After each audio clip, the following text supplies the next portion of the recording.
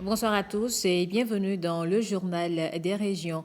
C'est bientôt la désignation des chefs de village et de quartier de ville. Les partis politiques qualifiés pour cette opération ont officiellement reçu de la Sénat la liste des postes concernés. C'était en présence de Alain Sochouma et Simon Villon. À l'issue des élections municipales de 2020, 3 partis politiques sont qualifiés pour désigner des chefs de village et quartiers de ville sur toute l'étendue du territoire national. Il s'agit du Bloc républicain BR, l'Union progressiste Le Renouveau UPR et la Foscori pour un Bénin émergent FCBE. Selon les dispositions de la loi numéro 2024-13 du 15 mars 2024, modifiant et complétant la loi numéro 2019-43 du 15 novembre 2019 portant code électoral en République du Bénin, je cite, le chef d'un village ou d'un quartier de ville est désigné par le parti ayant obtenu le plus grand nombre de suffrages valablement exprimés dans ce village ou quartier de ville et éligible à l'attribution des sièges. Et l'article 210 nouveau de ce même code électoral dispose à l'entrée en vigueur de la présente loi, les chefs de village et de quartier de ville sont désignés sur la base des résultats des élections communales de 2020. C'est au cours d'une cérémonie fort simple que la Sénat leur a remis la liste des localités. Le document qu'on va vous remettre est le fruit d'un long processus d'inventaire. Grâce à ce travail, nous soyons en mesure aujourd'hui de vous remettre la liste des localités où chacun de vos partis est qualifié à désigner les chefs de village ou de quartier de ville. Les représentants des partis politiques concernés voient en cette disposition l'occasion d'asseoir davantage leur formation dans les recoins du pays.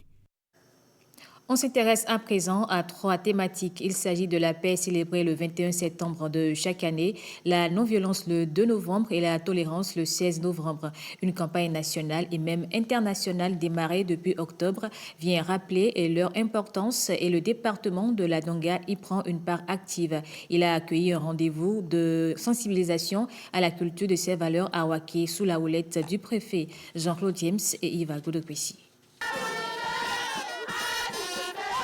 Sans ces valeurs, aucun développement n'est possible. La paix, la non-violence et la tolérance ou PNVT sont au cœur de cette campagne lancée dans une commune frontalière pour le compte du département de la Donga. Nous sommes dans un espace frontalier et on sait un peu ce qui se passe. On sait la lutte que mène le gouvernement. Nous savons la lutte que mènent les préfets pour l'intégrité du territoire. Si demain des gens viennent vous appeler pour dire, vous allez rester dans la brousse, vous aurez 1 million, vous aurez ci, vous aurez ça. Dénoncer. Donc notre mission, c'est de vous sensibiliser. Nous le disons souvent, la paix, ce n'est pas un vain mot, mais c'est un comportement. À travers l'acceptation de l'autre, à travers la cohésion sociale, à travers l'élimination de toute forme de violence, et c'est à ce prix que nous pouvons aller vers le développement. À travers ce rendez-vous de sensibilisation, l'objectif de la Commission nationale béninoise pour l'UNESCO et de la Fédération des associations et clubs de l'institution est clair. Contribuer à l'enracinement de la culture de la paix, la non-violence et la tolérance. Cette initiative vient aussi en appui aux efforts entrepris par le gouvernement du président de la République, son Excellence Patrice Athanase Guillaume Talon. Le Bénin reste et demeurera un havre de paix.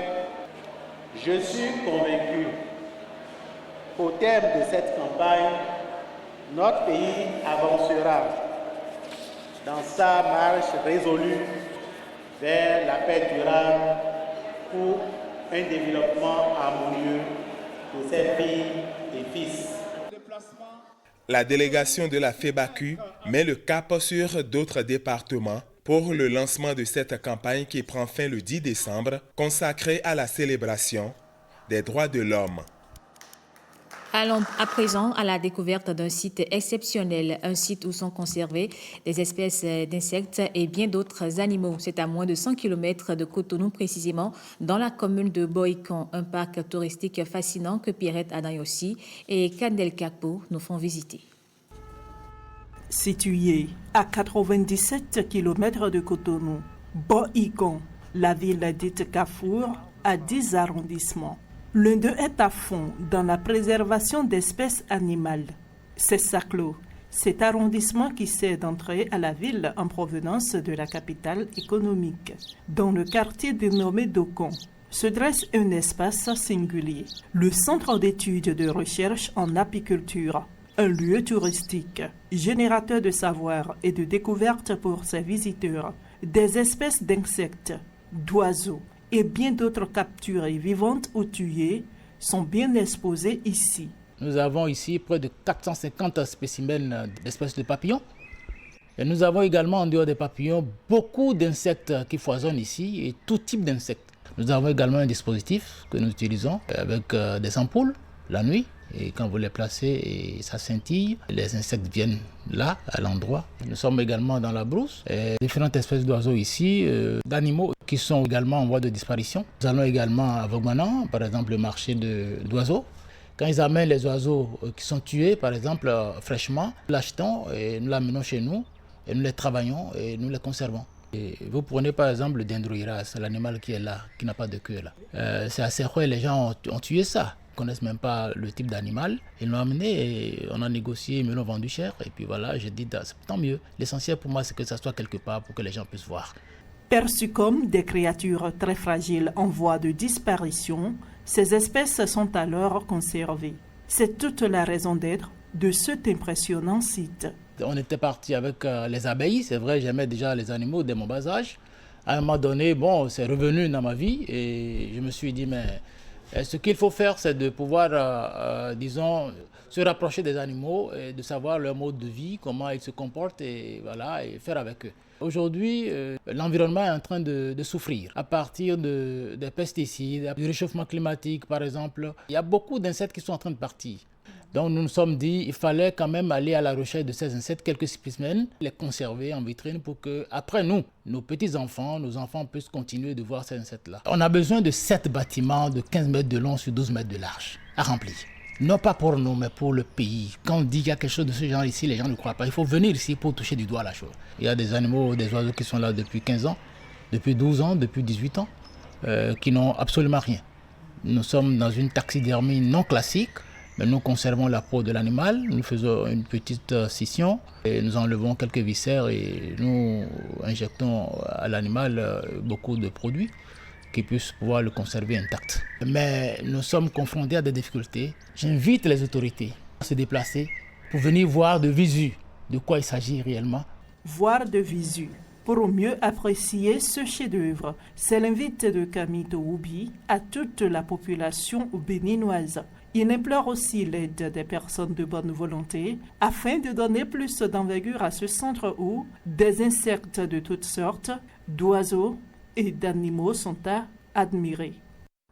L'artiste Maoudro est le vainqueur du concours de chansons traditionnelles sur les thématiques du projet Souhaite Bénin dans l'OME.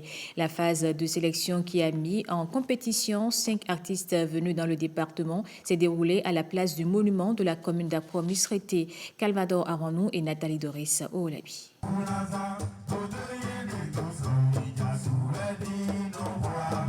Dabedi, Sewedo, Keledje, Dewatin et Maoudro sont les 5 artistes mis en compétition pour le compte du département de l'Ouimet. Le maintien des filles à l'école, les compétences de vie, l'autonomisation des filles sont les thématiques du projet Souhaite abordées par les artistes dans leurs prestations. Ce projet est inscrit dans le PAG 2 2021-2026, tout simplement parce que c'est un projet à caractère social. Le projet induit les comportements clés de la transition démographique. À l'issue de la compétition, le jury présidé par Jules Rungbo, le représentant du préfet de l'Ouimet, déclare l'artiste Maoudro victorieux de cette phase d'étape. Le projet Souhaite a compris que les artistes sont comme des vecteurs en termes de sensibilisation, en termes de communication, et qu'avec eux, on peut atteindre les populations, on peut sensibiliser au mieux les populations sur les différentes actions que ce projet mène. J'aime manifester une grande satisfaction et en même temps une fierté de ce que dans mon pays, les artistes, chanteurs traditionnels puissent transcrire en un langage accessible, en un langage humoristique, en un langage ludique, bien traduire exactement le contenu d'un projet. C'est le début d'un commencement. Le début d'un commencement parce que, en fin de compte, il y aura un morceau qui va retracer tout le projet du début jusqu'à la fin. En tout cas, pour ce qui concerne la première phase. L'artiste Maudro portera ainsi le flambeau de Louimé à la phase nationale de ce concours de chansons traditionnelles organisé par le projet Suède Bénin. Et puis à Kandi, la phase départementale du même concours a connu son épilogue. Le groupe de Kayitoumi Seko arrive en tête parmi les 5 retenus. Les temps forts avec Judikaël Aïdan et Ousmane Baparapé.